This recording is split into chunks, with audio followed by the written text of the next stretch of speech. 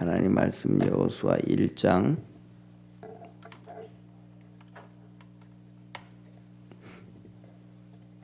1절부터 9절까지 한 절씩 교도하겠습니다.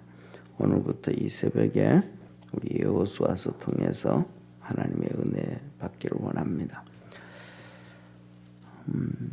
여호와의 종 모세가 죽은 후에 여호와께서 모세의 시종 눈의 아들 여호수아에게 일러 가라사대 내 종 모세가 죽었으니 이제 너는 이 모든 백성으로 더불어 일어나 이 요단을 건너 내가 그들 곧 이스라엘 자손에게 주는 땅으로 가라.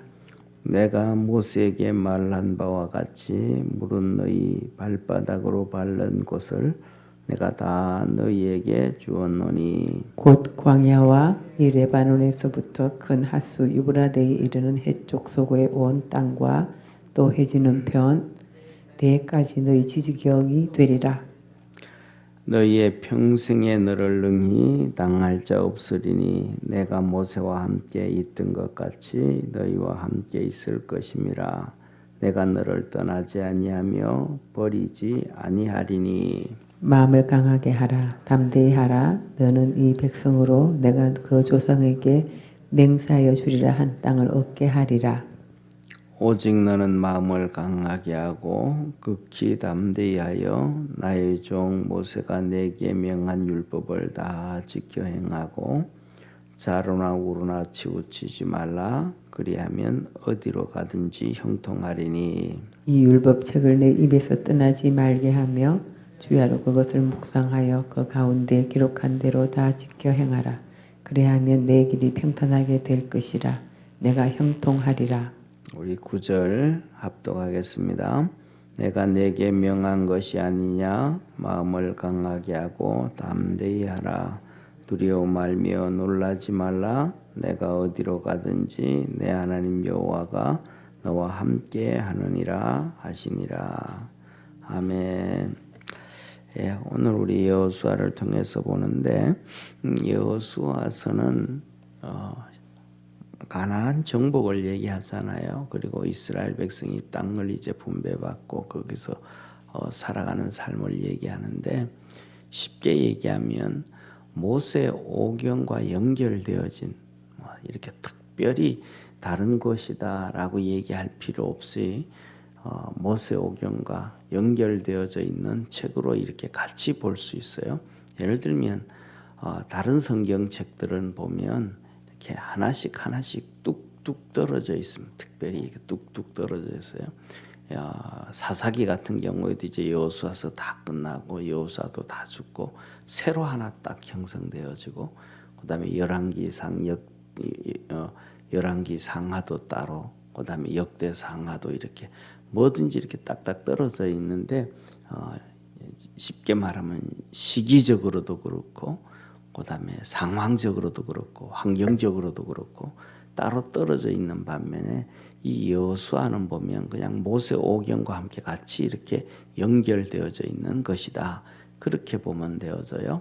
그래서 오늘 본문 말씀에서도 보면 두 가지를 얘기해요. 하나는 모세가 이제 죽었으니까 여호수아가 모세를 대를 이어서 이제 이스라엘 백성을 이끌고 가나안 땅 들어가게 되어지는 것이고, 그다음에 그 들어갈 때에 하나님께서 여호수아에게 두 가지를 얘기합니다. 첫째로는 마음을 강하게 해라. 근데 그 마음을 강하게 하는 게 두 가지라는 거예요. 첫째로는 환경에 대해서 마음을 강하게 해라. 그다음에 두 번째로는 말씀에 대해서 마음을 강하게 해라. 그냥 강하게 하라 것이 아니고 마음을 극히 담대하고 강하게 해라. 그렇게 말씀을 하세요. 이 말씀은 그러면 사실 하나님이 형통할 것이다. 하나님이 함께 할 것이다. 그렇게 얘기하시는 거예요. 예를 들면 한번 보세요. 우리가 살아가는 삶에 있어서 이렇게 요새는 워낙 365일 어린이날이라서 그렇지만 옛날 같은 경우에는 5월 5일 어린이날 되면 정말로 공휴일이잖아요. 그래서 아이들 손잡고 놀이공원 가기도 하고 그렇지 않습니까? 그러면 어린 아이들을 데리고 공원을 갈 때 부모가 함께 하니까 아이들이 마음을 강하게 할 필요 있어요, 없어요? 없어요. 그냥 뭐 하면 돼요? 마냥 즐거워하고 마냥 좋아하고 마냥 그냥 행복해하면 돼요. 다른 날은 안 사주든 아이스크림도 사주고 솜사탕도 사주고 뭐 사달라 그러는 거 다 사주고 장난감도 사주고 남자아이들 같으면 총도 사주고 뭐 자동차도 장난감 사주고 그다음에 뭐 더 어릴 때 되면 저희들 어릴 때 같은 경우는 말도 사주고 말 아시죠, 그죠? 이렇게 뻥뻥 눌리면 말이 터벅터벅 뛰어가는 고무줄 달려져 있는 말 이런 것도 사주고 그랬단 말이에요. 그러니까 그런데 왜 하나님은 내가 너와 함께한다, 뭐 형통한다, 그다음에 평안한다 하면서도 마음을 극히 담대히 하고 강하게 하고 그래라 그럴까? 이 말씀 속에는 제가 생각하기엔 그만큼 어렵다 이 말이야. 그러니까 하나님이 함께 하시는데도 불구하고 환경이 어렵다.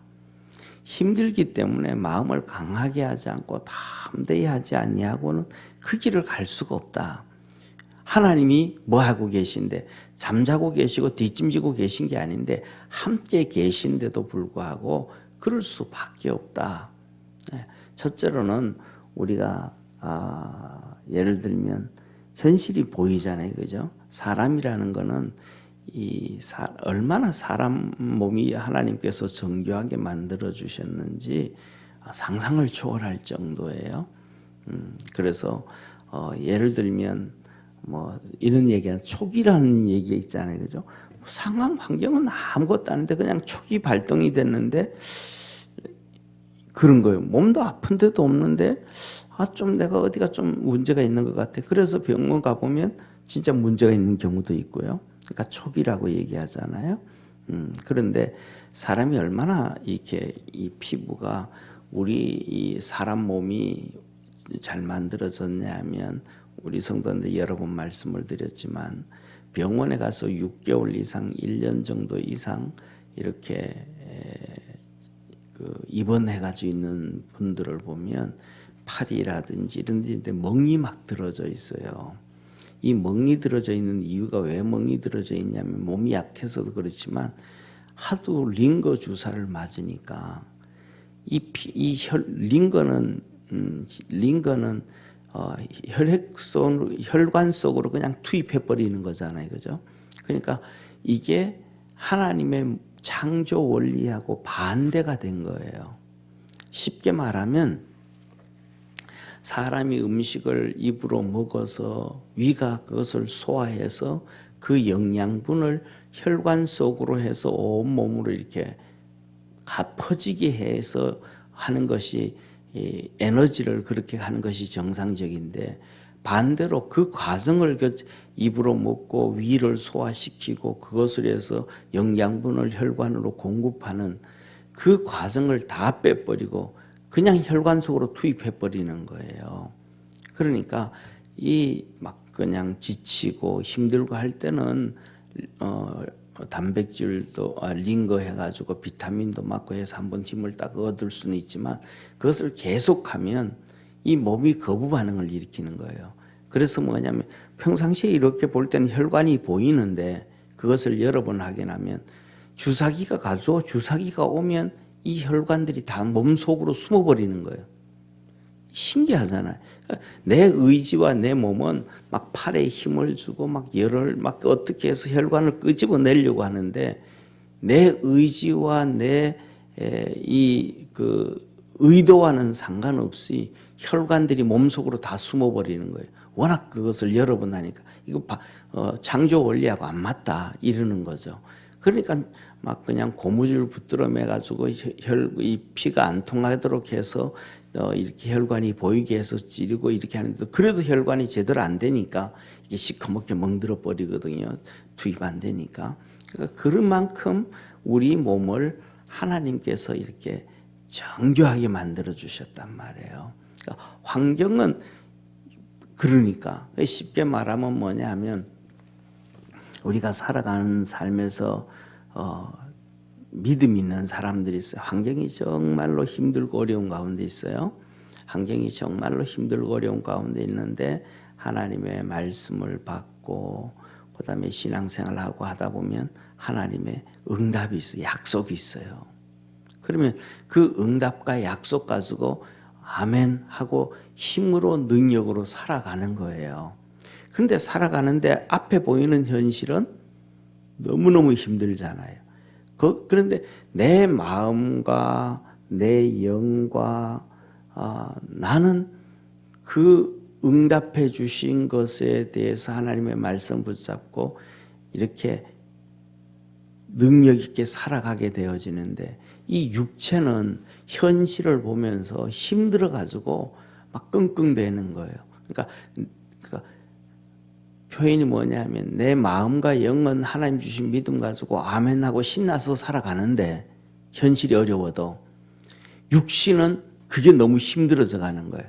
그러다가 보니까 마음은 괜찮은데 막 그냥 위궤양이 일어난다든지 소화불량이 일어난다든지 이런 현실이 도달하는 거예요. 그러니까 그만큼 현실이 어려움에 부딪혔을 때는 육신이 어렵다는 걸 말씀을 하는 거예요. 지금 하나님이. 그래서 뭐냐면 이 현지 너희들 가서 예를 들면 한번 보세요. 이스라엘 백성들은 사람 죽이는데 익숙하지 않은 백성들이에요. 그들의 DNA가 400년 동안 두들겨 맞고 종살이 하는데 익숙한 백성이에요. DNA가 아예 우리나라 DNA는 그래요. 한국 사람들의 DNA는 벌써 중국의 식민지와 같은 제가 뭐 이런 얘기하면 목사는 뭐 맨날 그런 기분 나쁜 얘기만 하냐 그럴 수 있는데 사실이 그래요. 조선 500년은 중국의 식민지거든요. 사실은 조선 500년 이성계가 위화도 해군을 하면서 얘기하잖아요. 위화도 해군을 하면서 작은 나라는 큰 나라를 칠 수 없다. 이게 위화도 해군이에요. 그래서 고려를 그냥 왕조 없애버리고 고려의 중신들 다 죽여버리고 쉽게 말하면 전부 다 중국에 엎드려 살자. 그거 시작한 거예요. 그래서 뭐 좀 왜곡된 얘기지만 그렇게 나라가 점점 작아져야 중국에 엎드리게 되니까 그렇게 작아지기 위해서는 쉽게 말하면 우리나라 종이 많아져야 되거든요. 그러니까 조선이 세워질 때 종은 한 3%밖에 안 되는데 조선이 망할 때가 되면 50%가 종이란 말이에요. 그러니까 뭐 절대로 중국을 이길 수가 없죠. 그렇게 되니까 보세요. 조선이 망할 때 우리 조선의 군인이 몇 명인지 아세요? 군인이 우리나라 조선이 망할 때 군인이 3,000명인가 그 정도밖에 안 돼요. 한 나라에 3,000명의 군인 가지고 어떻게 살겠어요?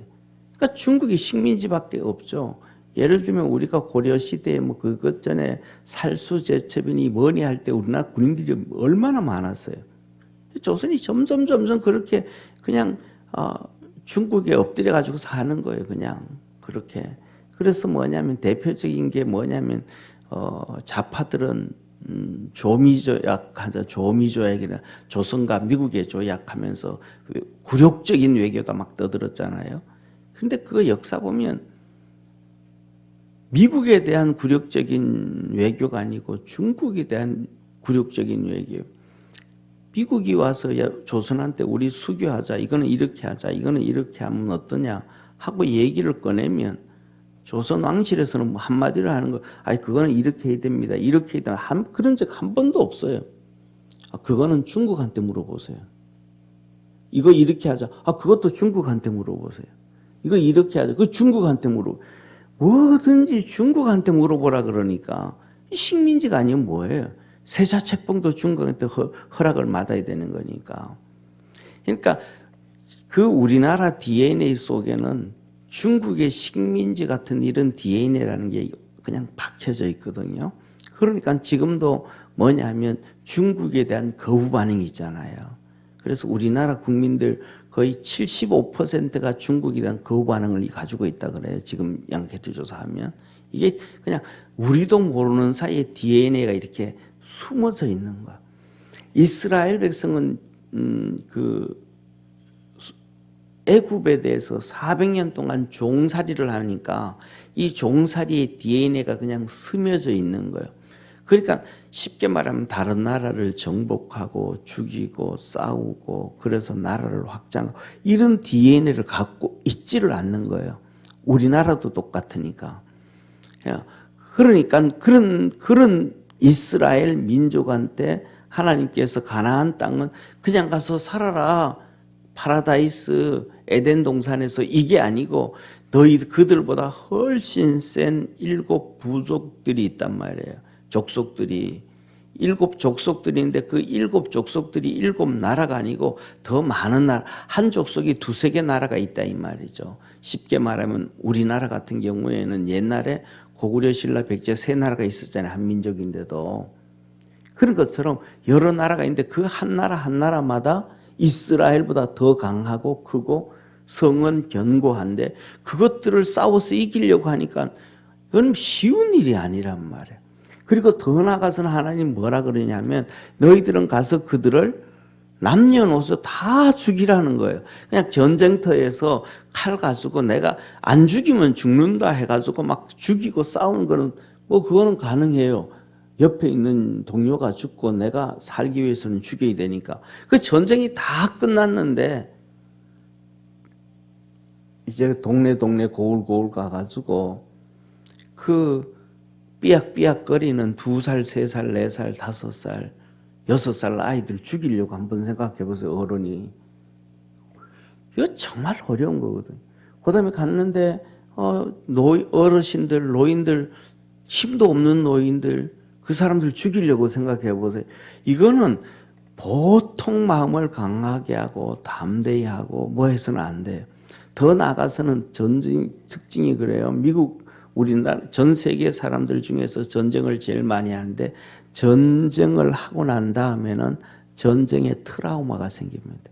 왜냐하면 사람을 죽인 다음에 그 찾아오는 트라우마가 엄청 심한 거예요. 그러니까 이런 것들을 다 이기기 위해서는 하나님이 함께 계시지만은 마음을 극히 담대히 하고 강하게 하고 마음을 다잡으면 되어지지 않는 거라는 거예요. 이게 무슨 말씀이냐면 하나님이 우리 보고 하시는 얘기가 너희가 세상 살아갈 때도 그렇다라는 거예요. 세상과의 싸움, 사단과의 싸움, 이 싸움에서 이기기 위해서는 정말 마음을 강하게 하고 담대하게 해야 된다. 그 노력을 해야 하나님께서 너희들에게 약속해 주신 축복의 땅, 가나안 땅을 얻게 되어진다. 이걸 이제 야곱한테, 이 여호수아에게 얘기하는 거예요. 우리 믿음의 성도들이 주님과 함께하면서 이 마음을 강하게 하고 담대하게 하고 그렇게 살아갈 수 있는 성도 되기를 바랍니다. 그러면서 하시는 얘기가 특징이 너가 발바닥으로 밟는 땅이 너 것이 될 것이다. 그냥 주는 거 아니에요. 그만큼 하나님은 약속해 줬고 축복해 줬지만 노력해야 된다는 거예요. 그래서 우리 신앙에서 하나님이 하시는 말씀이 뭐라 그랬냐면 사단 마귀에 대해서도 네가 그를 뭐해라? 대적해라. 그러면 피하리라. 사단 마귀가 때에 따라서는 이렇게 강명한 천사로 나타나고 우는 사자처럼 삼키려고 찾아오고 수많은 여러 가지 방법으로 나오는데 그 사단을 대하여 악한 것들에 대하여 대적해라. 그러면 피하리라 그런단 말이에요. 쉽게 말하면 하나님이 함께 계시고 은혜 주시면 이 사단마귀 다 없애버리고 그냥 편안하게 우리가 예를 들어서 5-6살짜리 아빠 엄마 손잡고 놀이공원에 가서 걱정 근심 없는 것처럼 그렇게 신앙생활 하면 좋을 텐데 하나님은 그러지 않는 그들과 싸워라. 그래야 너가 이긴다. 대적해라. 그러면 피한다. 아유 하나님 무서운데 웅크리지 말고 담대하게 해라. 발바닥으로 밟는 곳이 너 것이 되겠다. 그러면서 하시는 말씀이 아브라함으로부터 약속해 주신 땅은 광야와 레바논과 유브라데 해쪽 속 대해까지다. 저게 뭐냐 하면 우리는 그냥 저게 잘 모르지만 저 광야라고 하면 남쪽을 얘기하는 거예요. 지금 사우디 쪽 그쪽으로 광야, 그다음에 이스라엘 땅 안에 있는 여러 가지 유대 광야, 그다음에 이 모압 광야, 이 광야를 얘기하는 거예요. 남쪽을 얘기하는 거예요. 그다음에 레바논 얘기하면 북쪽이에요. 지난번에 얘기했던 것처럼 헐몬산과 그다음에 그 산까지 북쪽으로 있는 산, 그다음에 유브라데 하면 동쪽이에요. 지금 이란이 있는 바벨론 땅, 그 유브라데 강, 그다음에 저 대해 하면 대해라는 거는 큰 바다예요. 그냥 바다 할 때는 갈릴리 바다라든지 사해 바다라든지 사해 이것들을 바다라도 하는데 대해 할 때는 지중해를 얘기하는 거예요. 그 지중해까지 너희 땅이 되겠다. 그러면서 하시는 얘기가 평생에 너를 당할 자 없으니까 너희들은 하여튼 힘이 들든지 어려운 상황에 처하든지 그다음에 정말로 쓰러질 수밖에 없는 극한 한강에 처하든지 간에 너희는 마음을 담대하게 해라. 평생에 너를 당할 자 없게 하겠다. 그리고 너가 상황이 너무너무 힘들고 어려운 가운데 있으면 하나님이 나를 버렸나 이런 생각도 하잖아요. 그런데 하나님 절대로 그러지 마라. 그런 상황 가운데서도 내가 너를 떠나지 아니하고 버리지 않았다. 그러니까 마음을 강하게 해라. 우리가 살아가면서 수많은 어려운 일들이 겹겹으로 쌓이고 힘들어도 낙심하지 아니하는 축복의 성도가 되기를 축원합니다. 그 다음에 두 번째로는 하나님이 하시는 말씀이 첫째로는 환경을 보고 마음을 극히 담대히 하고 강하게 해야 되고 그 다음에 두 번째로는 하나님의 말씀 율법을 붙잡고 마음을 강하게 하고 담대하게 해라. 하나님이 말씀해 주시는데 그 말씀을 다 붙잡고 승리해라. 모세오경 이 율법적 하나님의 말씀을 다 지켜 행해라. 다시 말하면 우리가 하나님의 말씀을 듣고 신앙생활 해 나갈 때 분명히 하나님이 내게 말씀해 주셨는데 왜 이게 이루어지지 않지? 왜 이렇게 힘들지? 하는 이런 갈등이 생길 때가 많습니다. 그런데 하나님은 그때도 뭐라 해요? 하면 흔들리지 마라. 끝까지 그 말씀 붙잡고 가라 라고 얘기를 해요. 네, 그래서 우리 믿음의 성도들이 하나님의 말씀을 지켜 행하고 나갈 때에 이거 하나님 응답하지 않은 거 아닌가라고 하는 이 회의라든지 범민이라든지 갈등이라든지 믿음이 좀 흔들리는 것 이런 상황이 있을 때 하나님은 아니라 그 말씀 끝까지 붙잡고 가라. 그렇게 말씀을 하시는 거예요. 우리가 신앙생활 하다가 보면 하나님의 응답은 이런 생각이 들어요. 어떤 것들이 있든 100이라는 수치가 있으면 100이 되어지면 완전한 하나님의 응답이다라고 생각을 한다 그러면 예를 들면 한 30 정도 되면 응답이 좀 보여지고 말이죠.